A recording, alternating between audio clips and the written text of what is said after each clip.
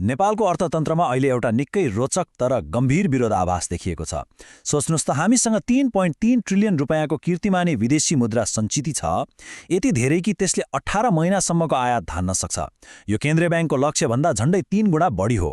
तर अचम्मको कुरा के छ भने एकातिर ब्याङ्कहरूमा पैसा थुप्रिएर ब्याजदर 7% जस्तो न्यून बिन्दुमा झरेको छ भने अर्कोतिर निजी क्षेत्रमा जाने कर्जाको वृद्धि दर जम्मा 4%मा खुम्चिएको छ।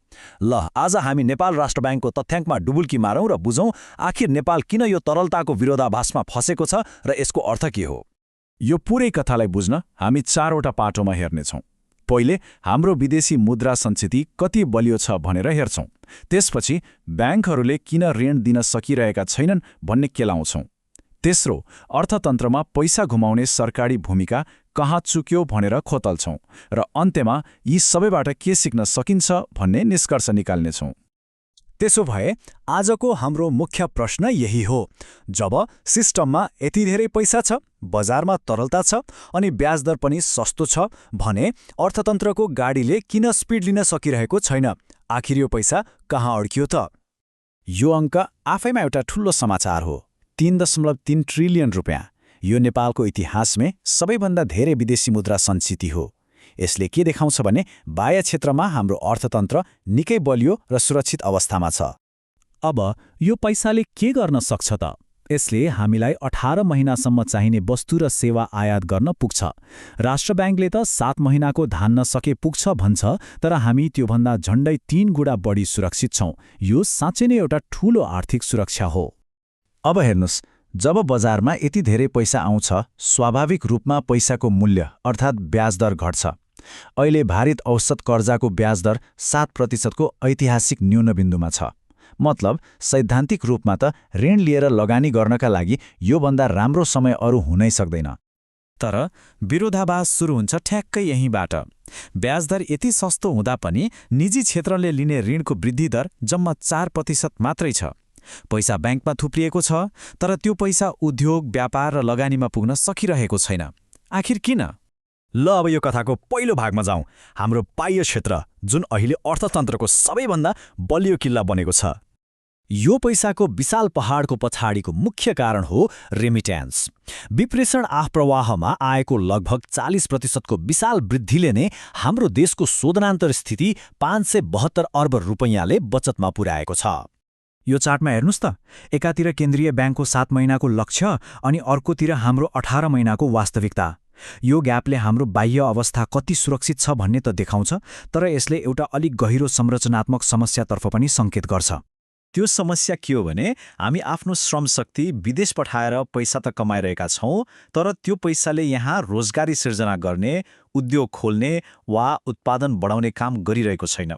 यो पैसा एक किसिमले ब्याङ्कमा बसेको अल्सी पैसा जस्तै भएको छ, जसले अर्थतन्त्रलाई चलायमान बनाउन सकेको छैन। त्यसो भए प्रश्न फेरि त्यही आयो, यो पैसा किन चलिरहेको छैन त? ल, अब विश्लेषणको दोस्रो खण्डमा जाउँ, जहाँ हामी ब्याङ्किङ प्रणालीभित्रको अवरोधबारे कुरा गर्नेछौँ। ब्याजदर एकदमै तल छ। कर्जाको औसत ब्याजदर 7% छ अनि ब्याङ्कहरूले एक आपसमा गर्ने कारोबारको ब्याजदर त 3% भन्दा पनि कम छ। ऋण लिन चाहनेका लागि त योभन्दा उत्तम वातावरण के होला र, होइन? तर असल खेल हो जोखिम विमुक्तताको। अहिले ब्याङ्कहरू नाफा कमाउनुभन्दा पनि जोखिमबाट कसरी बच्ने भन्ने कुरामा बढी केन्द्रित छन्। उनीहरू ऋण दिन हिचकिचाइरहेका छन् र यसका केही ठोस कारणहरू छन्।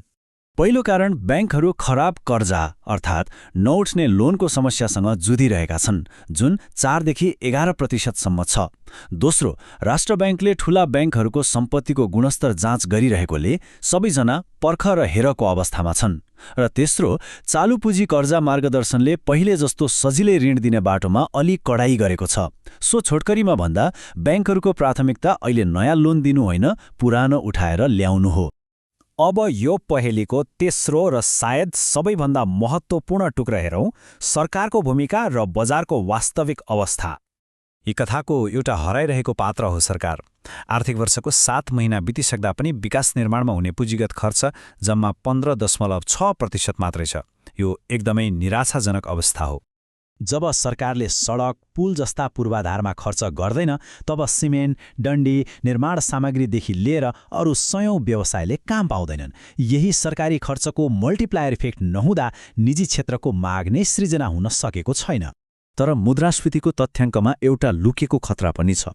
हामीले तिर्ने मूल्य अर्थात् उपभोक्ता मुद्रास्फीति 3.25% मात्रै बढेको छ। तर उद्योगी व्यवसायीले कच्चा पदार्थ किन्दा तिर्ने मूल्य अर्थात् थोक मुद्रास्फीति 6.21%ले बढेको छ। यसले व्यवसायीहरूको नाफामा ठूलो असर पारेको छ। यसको सोझो अर्थ के हो भने सामान बनाउने लागत बढिरहेको छ, तर बेच्ने मूल्य त्यही अनुपातमा बढेको छैन। अब यस्तो अवस्थामा 7% ब्याजमा ऋण पाए पनि नयाँ लगानी गरेर नाफा हुन्छ भन्ने ग्यारेन्टी भएन नि, होइन र? त्यसैले व्यवसायीहरू पनि जोखिम मोल्न तयार छैनन्। ल, अब यो सबै विश्लेषणबाट के सिक्न सकिन्छ त? वित्तीय क्षेत्रमा काम गर्नेहरूका लागि यसको अर्थ के हो? यहाँ 3वटा मुख्य कुरा छन्। पहिलो, राम्रो वित्तीय अवस्था भएका कम्पनीहरूका लागि यो ऋण लिने सबैभन्दा उत्तम समय हो, किनकि ब्याज दर सस्तो छ। दोस्रो, अबको त्रैमासिक रिपोर्टहरूमा ध्यान दिनुहोला, किनकि राष्ट्र ब्याङ्कको अडिट सकिएपछि ब्याङ्कहरूको वास्तविक स्वास्थ्य अवस्था बाहिर आउनेछ। र तेस्रो, जबसम्म सरकारले खर्च गरेर बजारमा माग सिर्जना गर्दैन, तबसम्म कर्जाको माग ह्वात्तै बढ्ने अपेक्षा नगर्दा हुन्छ। र अन्त्यमा यो प्रश्नमा सोच्न जरुरी छ, नेपालसँग तरलता छ, पैसाको कमी छैन, तर त्यो पैसालाई लगानीमा बदल्ने आत्मविश्वास के त्यो व्यवसायमा, ब्याङ्कमा र समग्र बजारमा छ? आजको सबैभन्दा ठूलो चुनौती सायद यही हो।